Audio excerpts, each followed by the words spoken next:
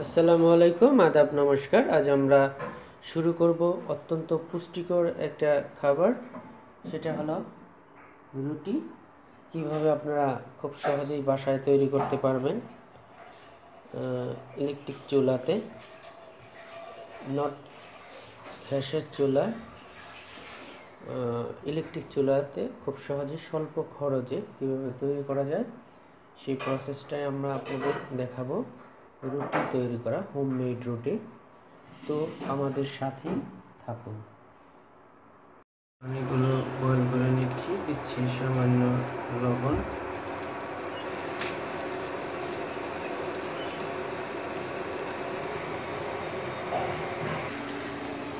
আটা দিয়ে দিচ্ছি আমরা। এগুলো দিয়ে আমরা রুটি তৈরি করার মণ্ডটা করতেছি।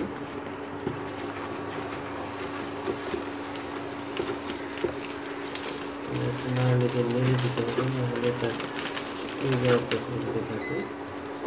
এটা দিয়ে আমরা রুটিগুলো তৈরি করবো। মণ্ডগুলো এভাবে বেলতে হবে,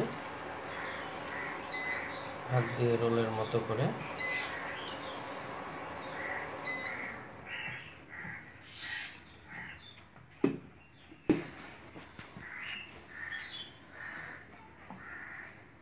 এভাবে আমরা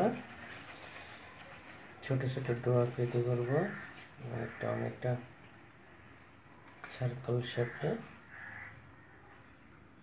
তো এটা দিয়ে আমরা রুটি তৈরি করবো এইভাবে ধীরে ধীরে।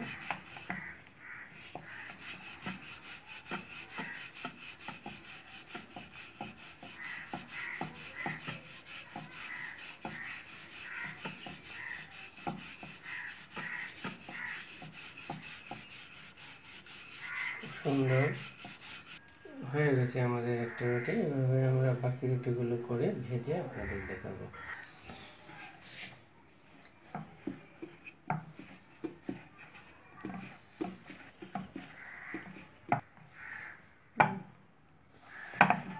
হাতের তালুতে এভাবে ঘষে ঘষে খুবই সুন্দর এরকম ডো করে করে আপনি চাপ দিয়ে বেলুনিতে বেলে নেবেন।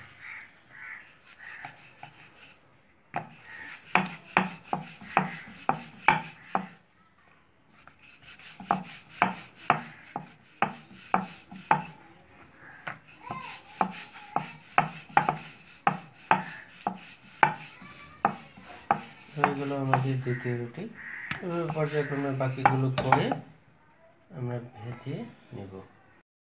আমাদের রুটিগুলো বেলানি কমপ্লিট। এখানে আমরা 3টার মতো রুটি বেলে ফেলেছি।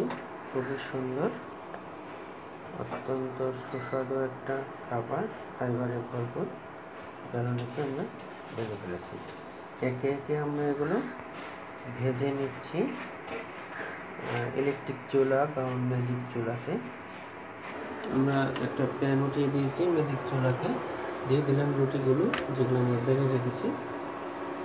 খুবই সুন্দর। অনেকে ভাবতে পারেন যে ম্যাজিক চুলাতে বা ইলেকট্রিক চুলাতে রুটি ভাজা যায় না বা ভাজা কী হবে। আমরা দেখাচ্ছি খুবই সুন্দরভাবে ভাজা যাচ্ছে এবং রুটিগুলোও সুন্দর হয়। আমরা উল্টিয়ে দিচ্ছি, একে একে বাকিগুলো আমরা ভাজবো। তো আমরা দেখাচ্ছি আপনাদের।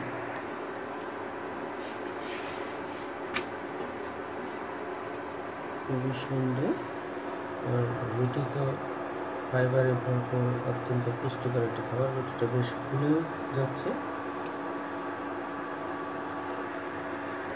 অপর সাইডটাও সুন্দর হয়েছে। আমরা উল্টিয়ে দিলাম। তো আসলেই অপূর্ব।